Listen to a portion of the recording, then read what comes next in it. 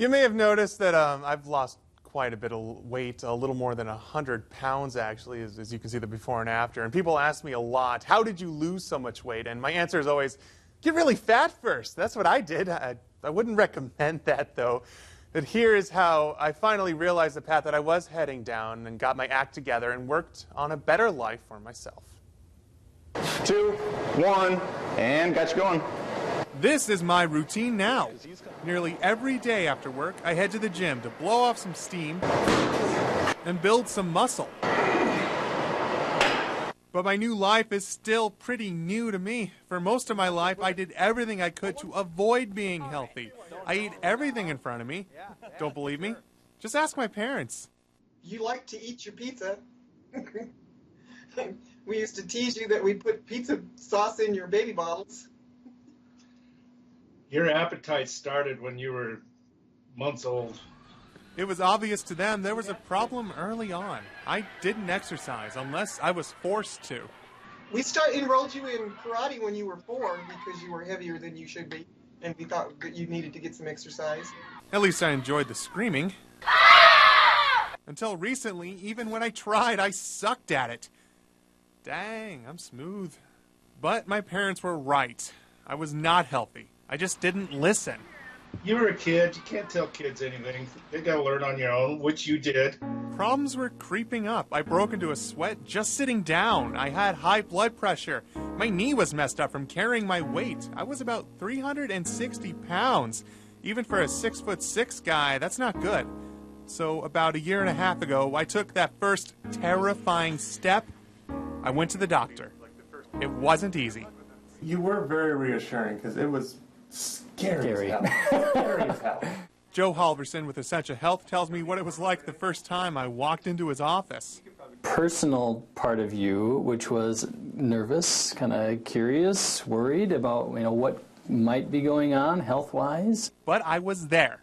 I found out some things about my body and made some changes right then. We hatched a plan to get my most pressing health issues under control. Then he sent me to nutritionist Jennifer Bednar for more guidance, where I learned things like it's not good to eat an entire pizza in one sitting, because I genuinely needed to hear that. What we worked on was portion control, so not eliminating any foods, but looking at smaller portions, eating more often throughout the day, and really working on adding protein to your meals. I've changed my diet a lot in the last 1.5 years, but I'm still a really lazy person. So here are some of the simple things that I rely on to eat healthier. A lot of spinach salads, quick and easy for snacks, things like string cheese. These protein bars are delicious. And then when I'm hungry after work for dinner, I do a lot of frozen vegetables, these healthy choice meals, rice, cauliflower. And then, of course, I still have a sweet tooth, and that's when I reach for sugar-free popsicles. They're amazing, and it took a while to get used to eating like this, but now it's like second nature to me. Usually within a couple of weeks or a month, people are getting more tolerant to it, more used to it, and it becomes easier from there. Food is still the hardest part about losing weight for me. What shocked me is how easily I took to working out. In fact, my trainer Ryan Parr thinks I may be too into it.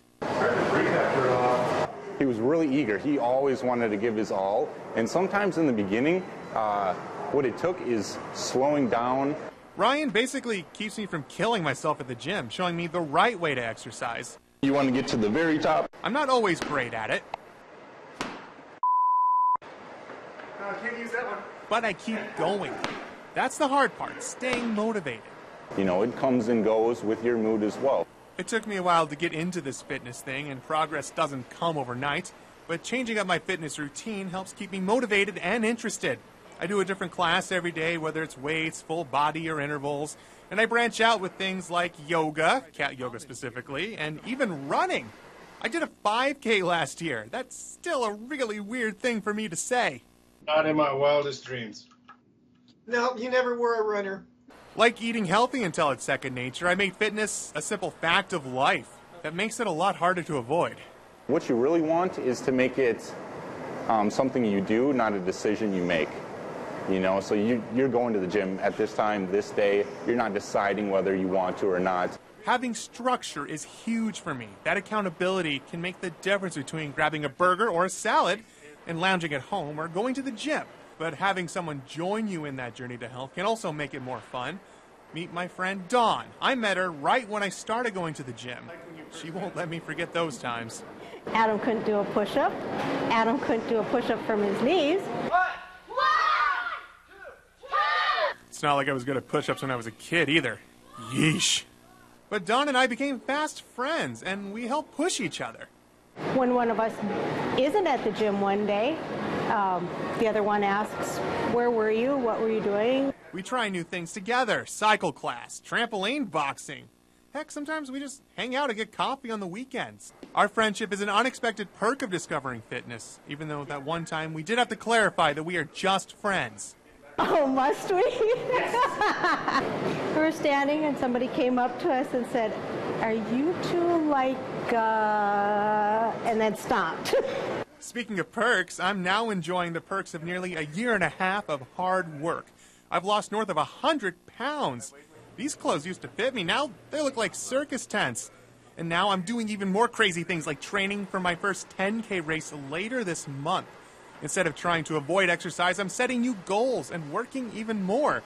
That's a surprise to both me and my parents. I expected you to make some changes to your diet, but I didn't expect you to go whole hog into the gym every day and losing over 100 pounds. What you did is amazing. Not many people can do that. Aw, thanks, guys. But Adam came a long way. A long way both physically and mentally. So I can tell you have more confidence in yourself and you look like you're feeling better, your energy's good. So I can definitely see changes. Okay, that's enough about me, because one thing I firmly believe after losing more than 100 pounds is that anyone can make a huge change. You just need to believe in yourself. You got to start from a place of hope, but I'll often say that hope is not a plan. Then not be afraid to ask for help. Jump. Just jump out there. You got to take a little bit of a risk. At one point, I didn't believe in myself, but with support and a plan, I went from this to this, turning my life around and hopefully showing others there is a path to self-improvement when you didn't think there was one. Now, I can't stress this enough. I hope my story helps show you that, you can make a big change, even if you didn't think you could, because I honestly didn't think I could. And that's how I did it. It'll be different for everyone, but you do have to put yourself out there and give it a go. And then also I want to make a point to give a shout out to our chief photographer, Patrick Conte. He did an amazing job filming the journey. And he's also the guy that got me into cycling, which has been a huge part of my fitness and cardio routine. You saw a picture of him briefly in the story. Yeah, Patrick's fantastic. He is.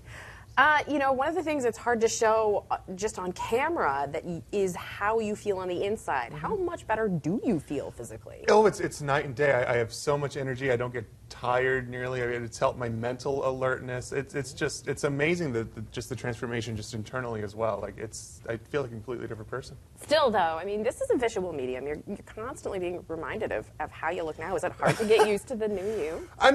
Yeah.